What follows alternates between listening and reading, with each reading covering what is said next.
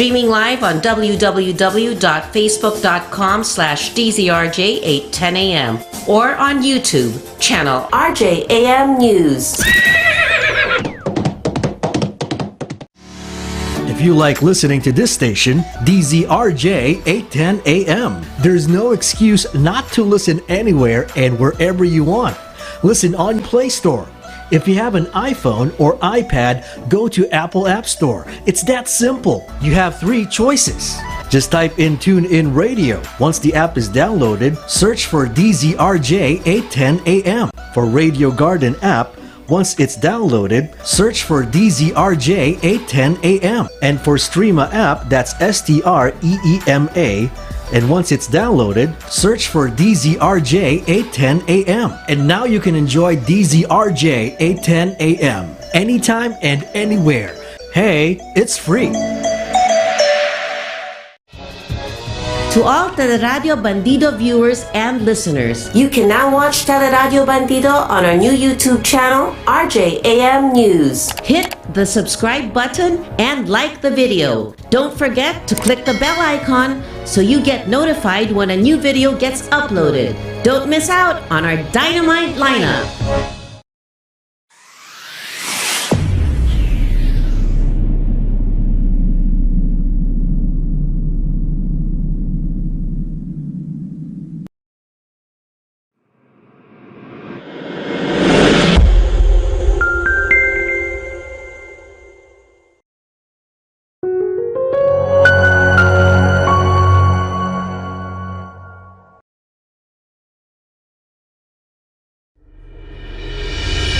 May problema ka ba sa asawa, kaibigan, katrabaho, boss o negosyo? Tanong mo, sagot nila attorney.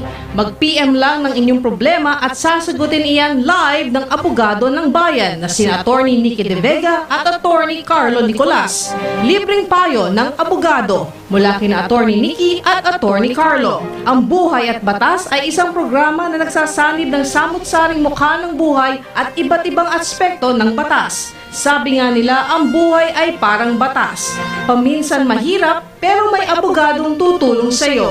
Watch them every Tuesday from 12 noon to 1 p.m. on Teleradio Bandido, Channel 224 Sky Cable, Free to Air Channel 29, TV Plus Boxes, DZRJ 810 AM, Facebook.com/DZRJ 810 AM, or on YouTube channel RJAM News.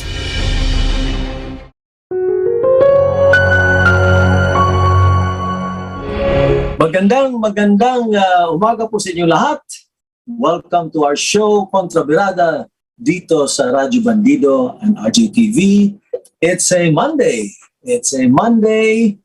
March 14, Lunes po tayo, at I hope that you had a very relaxing weekend because as I mentioned before, ang weekend ay very important sa atin yan, no? Para tayo maka-recharge, maka-relax, para when we face the week, well, we are full of energy, enthusiasm, etc., etc. Kaya I do hope you were able to at least find time to do a little relaxation.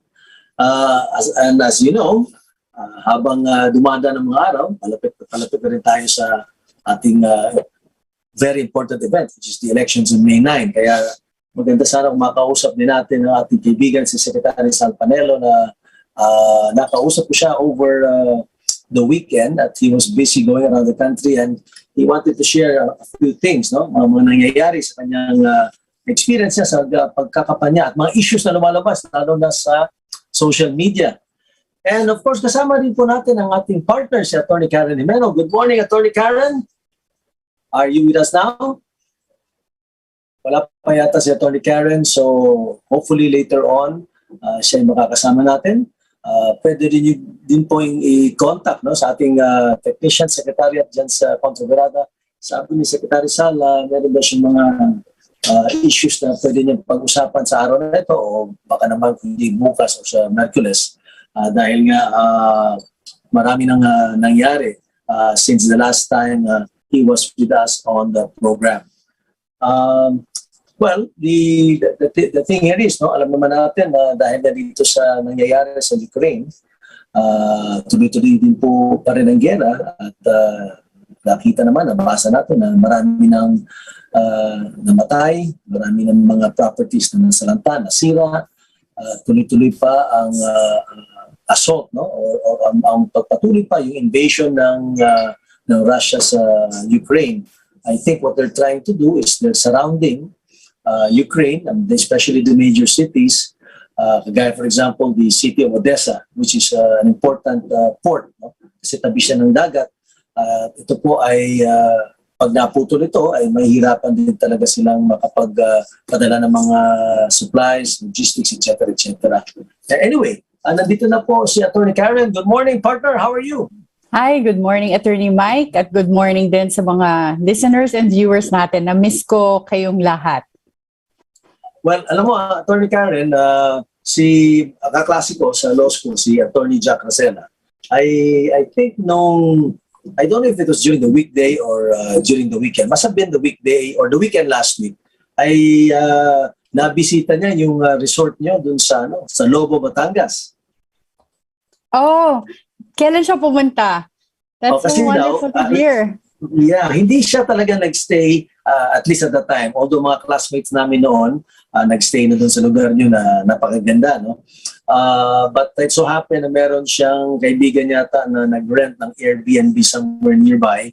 And so he decided to take a peek and then kumuha siya ng litrato. At maganda nga naman talaga. Nakita ko na sa pictures, hindi pa rin din ako nakakapunta ako mismo. Hinihintay ko lang yung invitation mo. Pero may swimming pool, ang ganda ng view. At just earlier, sabi ko nga sa ating mga tagapakinig at nanonood na ito sa weekend. So I just hope na nag-relax sila, nag-enjoy naman sila. Di ba?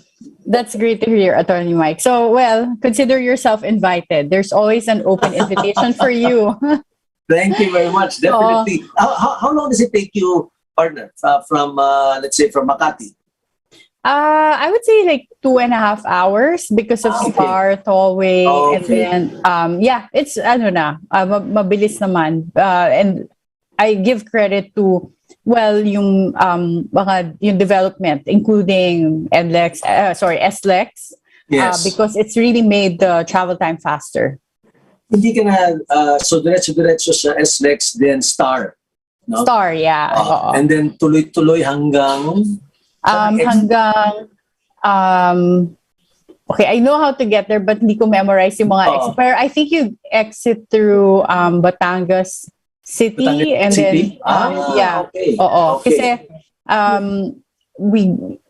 there's like a part, basta kailangan mo lang pumunta sa Lobo Mountain. So I think for me, that yun pa nga yung nakakatagal because dumadaan for sure kami sa Ibaan, which is like yes. inroads, yeah. Yes. So in my experience, ang nagpapatagal talaga is going through the mountain of Lobo because you can't go super fast kasi 'di ba may mga winding roads. But if you enjoy driving, I would say that's one of my favorite parts because the winding roads, like the different driving experience, and then you get a scenery of the mountains, and then once you get to Lobo, that's where you start seeing may part naman na yung drive mo may mga coastline. So it's really maganda.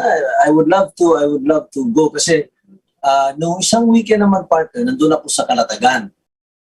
Inimbita po ako ng isang kaibigan na tumira sa kanilang bahay doon. At Calatagan is also in Batangas. And it will take you about, yun din, mga 2.5 hours. No? And yun nga, enjoy siya.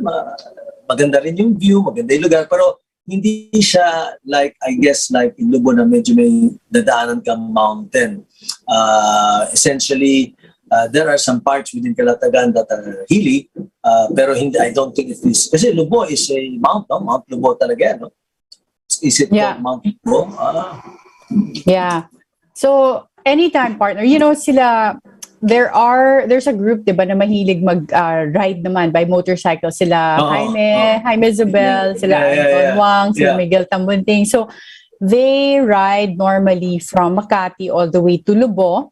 Sa may so malapit kami sa lighthouse. I don't know if you've heard of the Lobo lighthouse. That's like a century-old lighthouse that's already been declared a UNESCO heritage site. And TESA actually has a project in that area where they're creating like an infrastructure slash tourism project there. So personally for me, I prefer the old look, yung talagang untouched, where wala pa siyang fencing, but now they've fenced it in, and there's like an old tree that they had to cut down. But I saw the plans of Tiaza before. This was under President Duterte kasi that it was approved. But there's gonna be, I think, like a tourist center and then visitor site. But anyway, going back to my story, sila Jaime, sila Anton, they normally ride up to that point, and then I think they cross all the way to going to Laia. But they've been to my place because one of their rides, they dropped by when I was also there. Yeah. You mean to say from your place, pwede na pumuntang Laia? Pwede, yeah. Pwede rin, yeah. So, mabisita nga yung partner. Kasi kami naman sa Calatagan, we stayed in a friend's house. No? Pero alam niyo po, share ko na rin po sa atin na tagapakinig, meron pong development yung grupo, yung MVP group, doon sa Calatagan. You can Google it. It's called Kasobe. No?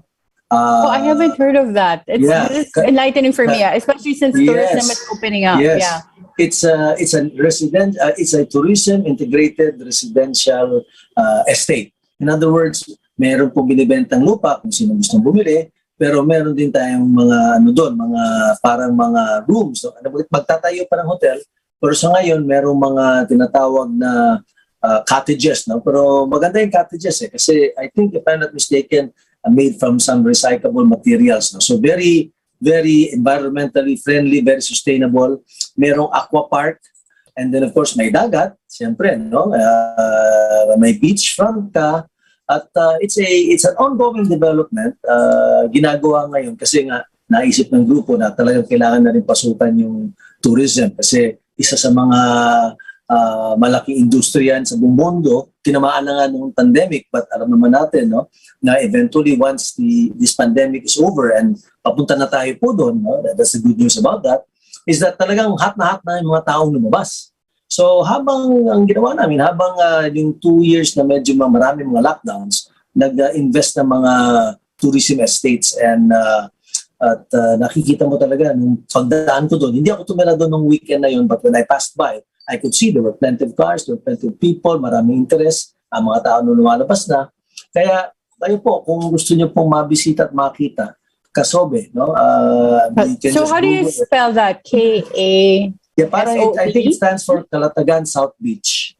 Kasobe. So it's with the letter C. It's with the letter C. Okay. It's with the letter C. And you can see the amenities, what is available, and pati na yung mga available rooms and room rates. And yun nga, yung mga iba naman, kung interesado sila eventually magtayo ng negosyo sa loob, magtayo ng bahay, and they can always inquire. So, something to look forward to also. Kaya nga, na-share ko na rin na itong ano. Kaya minsan sometimes it would be good, wala mo ng political pag-usapan. Sometimes. Yeah. Diba? So how long were you there? By the way, partner, I saw you as well in a billionario.com article. Have you seen it? About a cigar party? Yeah. You know, a lot of people in that group are also people I know. Well, Kevin was my barkada from college. And then, Felix naman, because of him and Grace, and Felix is also in the car industry, and I write car reviews. So, yes. But nakakaaliw, small world, but good to know, partner, that you enjoy cigars. Well, yan ang pang-relax namin paminsan-minsan. Yung grupo namin na yun, matagal na siguro. We've been doing that for more than 10 years now. And nag-rotate lang, no, kung sino nag-host. Essentially. But most of the time, si Felix naman is very gracious to host in his place. And since nagkaroon nga ng lockdown, halos hindi kami nakita-kita. At kung nagkita man kami, really smaller groups lang dahil nga because of the limitations, no? And in private places, siguro minsan sa kulang kami, ganon, bahay sa isang ambassador o isang kaibigan o isang private place like sa Dalmore na may-ari naman si Kevin Tan, may Dalmore Club. Pero kaya nga since nag-level 1 na po tayo at talaga namang bumababa na, that's the good news, no? Bumababa na yung mga incidents. cases ng COVID. Felix felt that maybe we should have a get-together, maybe a bigger one, and siguro nga halos lahat kompleto kami. Dahil nga, siguro it's been a long time na nagsama-sama, kaya marami kami at that time. And it was good. It was a good get-together, and alam mo na, pag nagsama-sama kami, marami kami pinag-uusapan. Kasama na rin dyan ang politika, kasama na rin ang negosyo, kasama na rin kung ano-ano pa. No? Kaya, at the end of the day, it's really talagang human nature. Man by nature is a social animal. Pag talagang hindi talaga pwedeng, di ba partner, na talaga sarili ka lang, hindi pwede. I agree. And also, partner, like we said before, di ba, parang it's not just the economy that needs to be revived, but also the people and the mental and emotional well-being of all the people. But kanina, when I joined, I heard you talking about the Ukraine and Russia conflict. And Yes. I think the ongoing conflict has really affected everyone. Like tomorrow, Piston is going to have a rally daw, or like a protest, just to show yung pangangailangan nila sa rate increase because of the rising oil prices. But partner, I really worry about this continued increase in oil prices. I think this week they're projecting like 12 pesos for diesel. Yes. A singular increase, and then for gas, like 6 to 7 pesos. So imagine how expensive things are going to be. Galing lang natin sa COVID, like this is the time sana that restaurants can recover, tourism, but with high prices of oil, then food is gonna go up. But the airline rates, I think, will have no choice but increase their rates. So I really hope we find resolution soon. Totoo yan, partner, at hindi rin naman natin mabiblame yung mga jeepney drivers, siyempre, kasi pag tumaas ang presyo ng gasolina at hindi naman tumaas ang kanilang, for example, pamasahe, di siyempre lugi sila.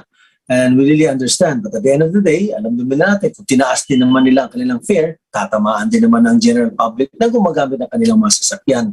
So the balance there is really difficult and hard, but may mga suggestions. No? For example, there is a suggestions coming from members of Congress, the Senate in particular, na sinasabi nila, baka naman pwede daw i-extend yung suspension of the excise tax on gasoline, specifically Section 43 yata ng train law, na at that time, because of the situation at that time, sinuspend muna yung excise tax on gasoline.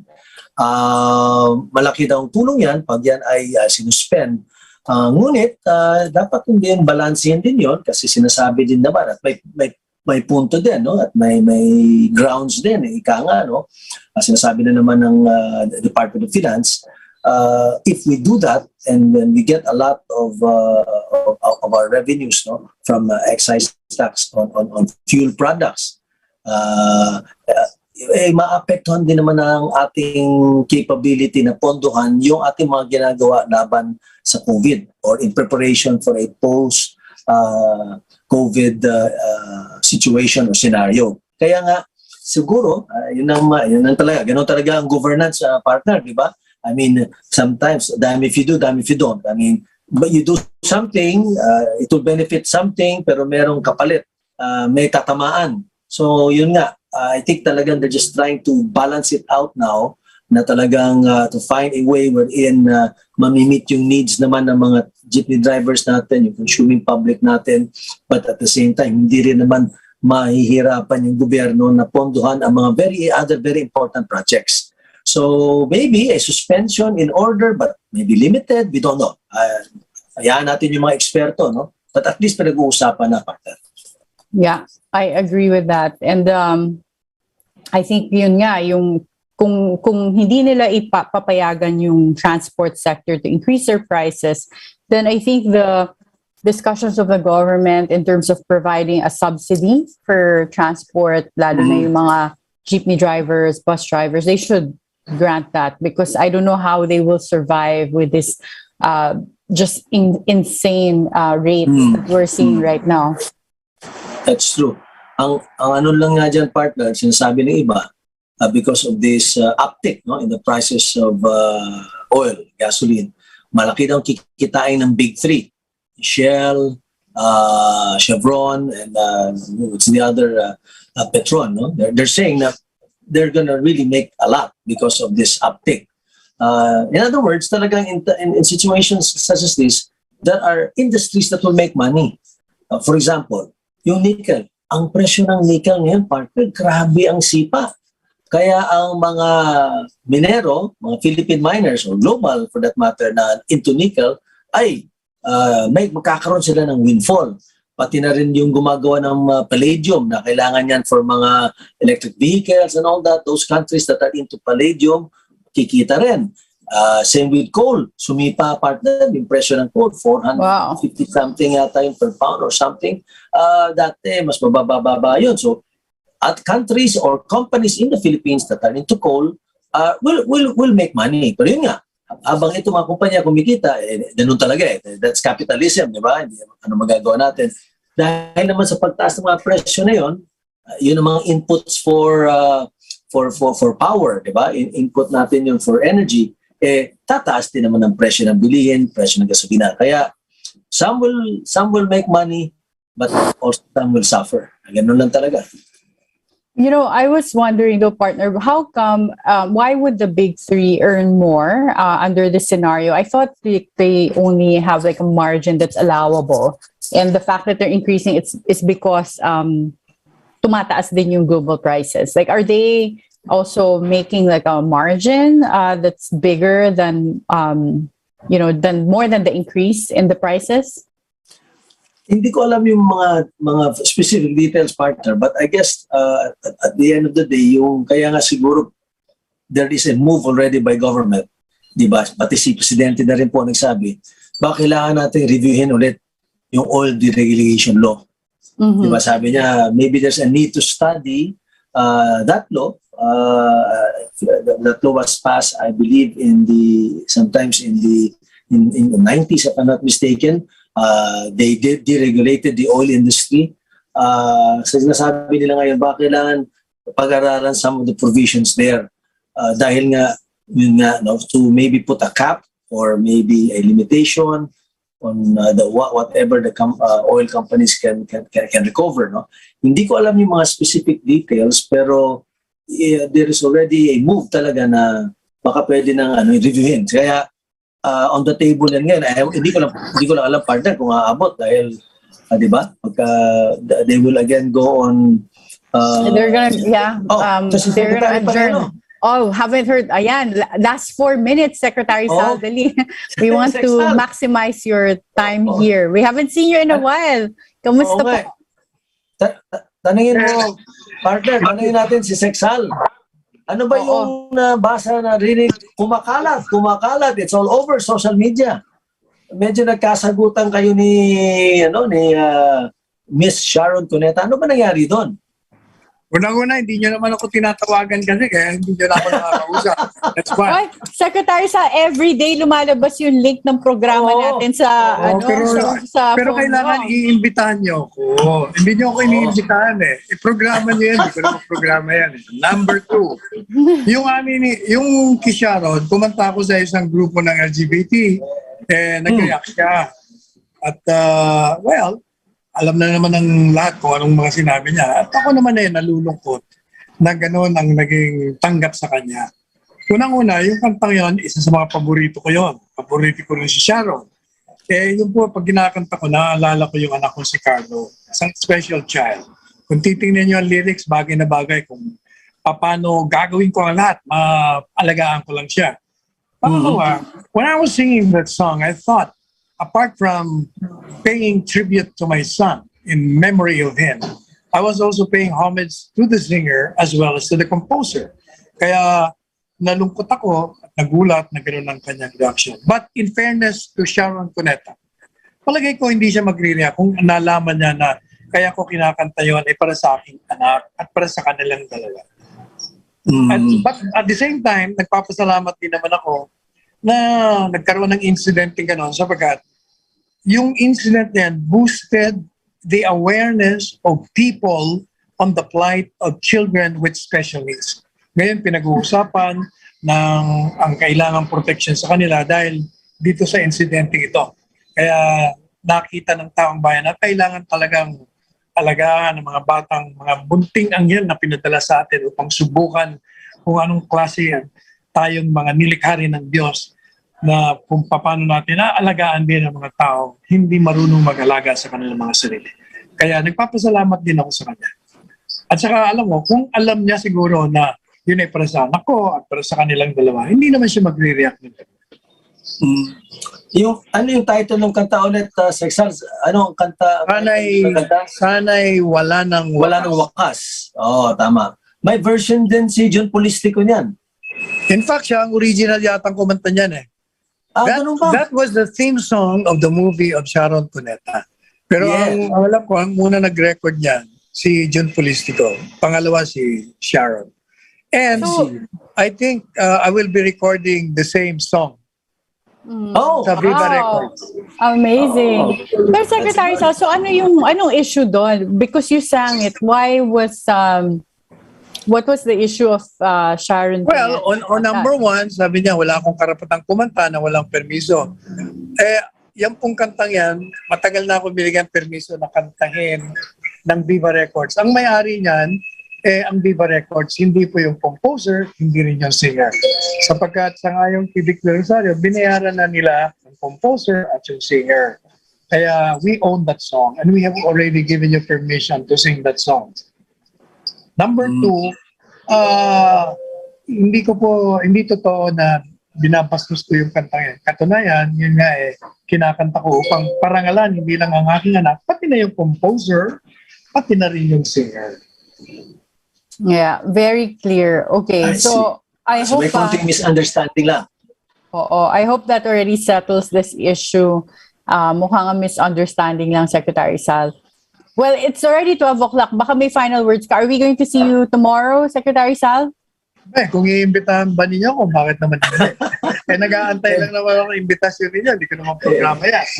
Busy ka. Alam naman namin, kanaintindihan din namin kung minsan hindi ka makasama, kung meron kaming gustong tanungin na what are the goings on now in the palace and of course in your campaign. But anyway, we'll keep that in mind and I do hope na makasama ka namin. So, kahit na busy ako, Mike and Karen, basta tinawagan niyo ako, mabilis pa ako sa alas 4. Ayos. Narinig niyo yan, ha? Ang lakas natin. So, yeah, I know. Pag nasa Senado ka na, malakas pa rin kami sa'yo, ha? Kahit na wala, nandun, dito, sa langit, o kahit nasa purgatorio, pwede tayo. Sa impyerno, hindi tayo makakarating doon. Okay. We look salamat forward to that. For joining us. Salamat. Thank you. And we hope to see you more often, Secretary Sal. Okay, Thank you. Invited ka always. Okay. Salamat. Thank you. So, thank you, Sir Number 50 ako sa balota, huwag niyong kalimutan. Number 50 sa balota. Madaling tandaan, 5-0. Number 50. Okay. Saka tandaan niyo, kay Panelo, panalo ang Pilipinas. Yes. Panelo, panalo, Senado. Ayan ang slogan ko. Okay. Thank you. Karen. Thank you. Thank you. Ingat. So, partner, magpaalam na tayo. Mabilis talaga pagka weekdays except Tuesday. So, thank you everyone for spending your afternoon with us. And we'll see you again tomorrow at 5 p.m., 5 to 6:30 p.m. Thank you very much sa ating tagapakinig at nanonood. Ako po si Atty. Mike Toledo, kasama si Atty. Karen Jimeno. And have a good lunch, have a good day, and we'll see you again tomorrow. So, bye for now. Bye-bye.